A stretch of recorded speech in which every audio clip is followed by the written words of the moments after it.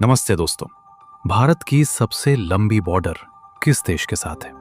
न पाकिस्तान के साथ, न चाइना के साथ। सही आंसर है बांग्लादेश।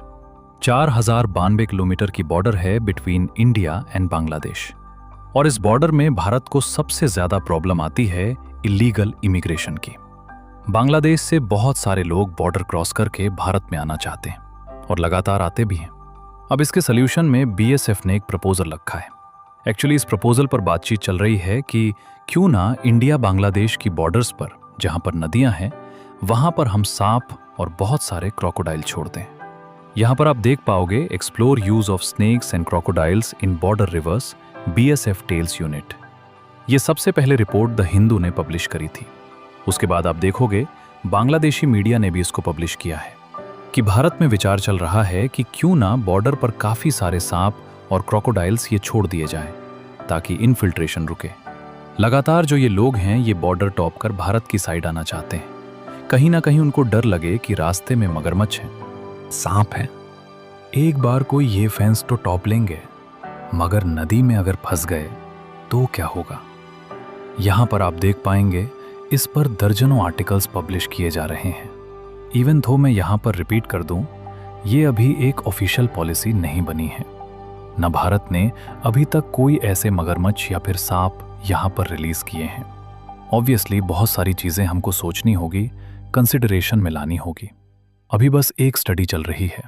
बीएसएफ स्टडी कर रही है पॉसिबिलिटी को कि क्या हम बड़े रेप्टाइल्स छोड़ सकते हैं रिवरीन मेथा की जो गैप है इंडिया बांग्लादेश बॉर्डर में, जहां पर हम फेंसिंग नहीं कर सकते, उधर लोगों को रोक पाएं। क्योंकि देखो, इंडिया बांग्लादेश की बॉर्डर, जैसे मैंने आपको बताया, बहुत बड़ी है और कई इलाके हैं इस बॉर्डर पर जहां पर नदियां बहती हैं। टोटल आप अगर मुझसे पूछो तो मैं कहूंगा 30 से 35% जो इलाका है इंडिया बांग्लादेश बॉर्डर का, ये रिवरीन एरिया है। मतलब नदियां बहती हैं, यहां पर फेंसिंग आप नहीं कर पाओगे। और काफी बार जो ये इलीगल इमिग्रेंट्स आते हैं भारत में, ये नदियां पार करके आते हैं। इधर आप अगर मैप में देखोगे तो ये इंडिया बांग्लादेश की बॉर्डर है। यहां पर आप देख पाएंगे ये जो गंगा जी है नदी, ये आकर जा रही है बांग्लादेश में। ऊपर से ब्रह्मपुत्र नदी जा रही है। बहुत सारी जो रिवर्स बहती हैं भारत से बांग्लादेश में, ये कई इलाकों में ना रिवन एरिया बना देती हैं। स्पेशली इवन जो सुंदरवन का इलाका है, वहां पर भी आप अगर देखो, आप फेंसिंग कर ही नहीं सकते। आप कहोगे कि वहां पर पेट्रोल बोट से निगरानी करो। कई इलाके हैं वहां पर लगातार पेट्रोल बोट्स भी काम नहीं करेंगे। और मेरे हिसाब से बिल्कुल एक लॉजिकल सॉल्यूशन यही बनता है कि बहुत सारे इलाकों में हम यहाँ पर सांप और क्रोकोडाइल्स को रिलीज करें, ताकि कहीं ना कहीं इन्फिल्ट्रेटर्स को डर हो। फॉर एग्जाम्पल, ये जो एरिया है यहाँ पर ठीक है इंडिया बांग्लादेश बॉर्डर का, आप कैसे इसकी फेंसिंग करोगे? हमेशा यहाँ पर जो इन्फिल्ट्रेटर्स हैं उनको मौका मिलेगा कि नदी का बहाव जैसे ही कम हुआ, नदी थोड़ी सी कम हुई, वो नदियाँ पार करके भारत की तरफ आ जाएंगी। और आप अगर मुझसे पूछें कि क्या किसी और देश ने ऐसा कुछ किया है इन द पास्ट, तो north Korea south Korea border के पास रूमर्स हैं कि नॉर्थ कोरिया ने काफ़ी जगह एलिगेटर्स छोड़ रखे हैं ताकि इनके लोग डिफेक्ट करके साउथ कोरिया में न चले जाएं तैरकर। बट अगेन, वो एरिया इतना ज़रा डीप है कि एलिगेटर्स या क्रोकोडाइल्स की कभी वीडियो सामने आई नहीं है और वहाँ पर जर्नलिस्ट की भी एंट्री है नहीं। बट एक इंटरेस्टिंग बात मैं आपको ये बताता हूँ कि मेन स्ट्रीम मीडिया में ये आइडिया पॉपुलर किया था डोनाल्ड ट्रंप ने। यहाँ पर मैं आपको आर्टिकल दिखा रहा हूँ न्यूयॉर्क टाइम्स का। आज से 7 साल पुराना आर्टिकल है, साल 2019 का। उस वक्त भी डोनाल्ड ट्रंप प्रेसिडेंट थे। ट्रंप उस वक्त डिस्कस कर रहे थे अपने कैबिनेट के साथ कि मैक्सिको से बहुत सारे इलीगल इमिग्रेंट्स यूएसए में आ रहे हैं, ड्रग्स लेकर आ रहे हैं, ये लोग क्राइम बढ़ा रहे हैं, क्यों ना हम एक एलिगेटर मोड बनाएं। यहाँ पर आप देख पाओगे आर्टिकल में लिखा हुआ है कि प्राइवेटली प्रेसिडेंट ने काफ़ी बार इस बारे में बातचीत करी कि बॉर्डर को हम फोर्टिफाई कर सकते हैं विद वाटर फिल्ड ट्रेंच। काफ़ी जगह देखो, यूएस मैक्सिको बॉर्डर में भी कई इलाके हैं, वहाँ पर भी नदियाँ आती हैं। वहाँ पर काफ़ी जगह ऐसा एरिया है जहाँ पर आप एक वॉल बिल्ड नहीं कर सकते। तो ट्रंप ने ये कहा कि काफ़ी जगह काम करो, खोद कर पानी डाल दो, वाटर फिल्ड ट्रेंचेस बना दो और इन ट्रेंचेस के अंदर आप डाल दो सांप या फिर एलिगेटर। उसके बाद यूएसए में कॉस्ट एस्टिमेट किया गया कि अगर हम ऐसा करते हैं तो इसका खर्चा कितना आएगा, क्योंकि हमें ये भी इंश्योर करना होगा कि वहाँ पर हम क्रोकोडाइल्स और जो ये सांप डाल रहे हैं ये मर ना जाए एक्सट्रीम हीट में। फिर एक प्रॉब्लम देखिए यहाँ पर हमेशा ये रहती है कि ये अमेरिकन सिटीजन्स को हर्ट करना ना स्टार्ट कर दे। ये कहीं ना कहीं भारत को भी सोचना होगा कि even though India Bangladesh border पर ज़्यादा डेंसली पॉपुलेटेड एरिया वहाँ पर है नहीं, इतनी ज़्यादा आबादी वहाँ पर रहती नहीं है, और वो एरिया भी ऐसा है जहाँ पर बहुत ही आसानी से सांप क्रोकोडाइल फल फूल सकते हैं। कुछ ऐसा नहीं है कि बहुत ज़्यादा ड्राई एरिया है, बट इसकी डेफिनेटली कॉस्ट आएगी, और कहीं ना कहीं ये कंट्री को देखना ये होगा कि क्या जो हम करने वाले हैं इज़ इट वर्थ इट, जो इसकी कॉस्ट आने वाली है।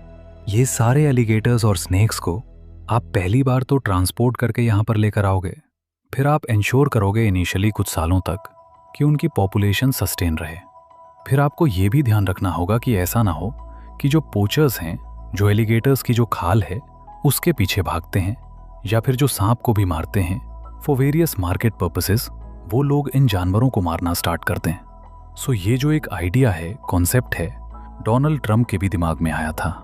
किसी भी लीडर के दिमाग में आएगा जो कहेगा मैं बॉर्डर कैसे सिक्योर करूं, मैं कैसे इंश्योर करूं कि मेरे देश में इलीगल इमिग्रेंट्स ना आए। और अभी भी मैं कहूंगा कि जो इंडियंस बांग्लादेश बॉर्डर के पास रहते हैं वो बहुत सारी प्रॉब्लम्स फेस करते हैं। मैं कुछ ही हफ्तों पहले देख रहा था, मार्च महीने में असम के चीफ मिनिस्टर ने ये ट्वीट करी, अलर्ट आइज मिडनाइट एक्शन।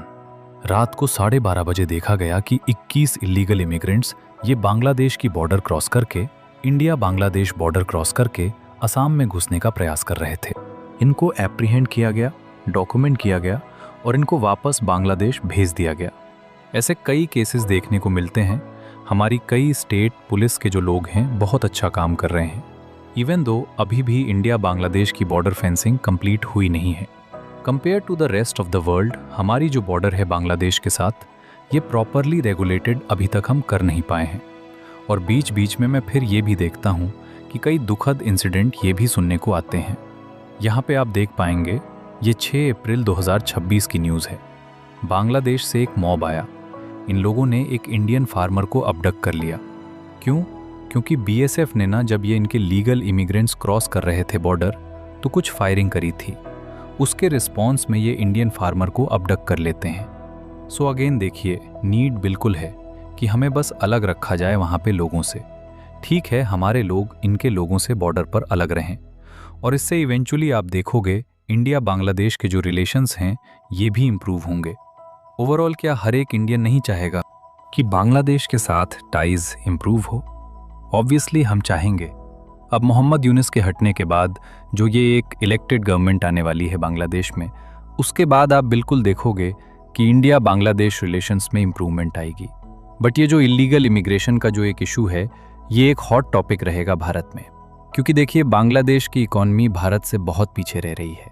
जो बीच में एक बार को हवा उड़ाया गया था कि बांग्लादेश बहुत डेवलप कर गया, उनकी जीडीपी कर पर कैपिटा ज़्यादा है वगैरह, दैट्स ऑल रुबिश। बांग्लादेश के बहुत सारे लोग भारत में भाग कर आना चाहेंगे, क्योंकि इनको पता है कि यहाँ पर नौकरी मिलने के चांसेस अच्छे हैं, ये लोग पैसा कमा सकते हैं यहाँ पर, और कल्चर भी काफ़ी हद तक सेम है। कोई आदमी अगर बांग्लादेश में रह सकता है तो वो भारत में भी जी लेगा आराम से, there won't be much of an issue. तो इंडिया बांग्लादेश रिलेशन को अगर हमें जेन्युइनली मजबूत करना है इन द फ्यूचर, और हम ये चाहते हैं कि इलीगल इमिग्रेशन वाला इशू कल को सामने ना आए, तो ये हमें रिजॉल्व करना होगा किसी भी तरीके। अब आप अगर मुझसे पूछें क्या सच में ये क्रोकोडाइल्स, स्नेक छोड़ना क्या ये बेस्ट सॉल्यूशन होगा?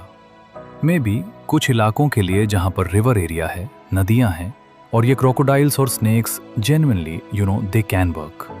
बट प्रॉब्लम हमेशा ये आएगी कि ये जो रेप्टाइल्स हैं ये ह्यूमन बीइंग के हिसाब से काम नहीं करते हैं। ये इनको कहीं और जाना होगा, कहीं और भी चले जाएंगे। आसपास के जो गांव हैं वहाँ जा सकते हैं, सिटीजन्स को हर्ट कर सकते हैं। इनको कंट्रोल कर पाना, इनके आसपास भी फेंसिंग करना, it's going to be tricky. But इससे आप समझ सकते हैं कि प्रॉब्लम कितनी बड़ी है और किस किस टाइप के निराले सॉल्यूशंस की तरफ देखा जा रहा है कि कहीं तो हमको एक यूरो रेस्पाइट मिले, कहीं तो हम सॉल्व कर पाएं इस इलीगल इमिग्रेंट प्रॉब्लम को।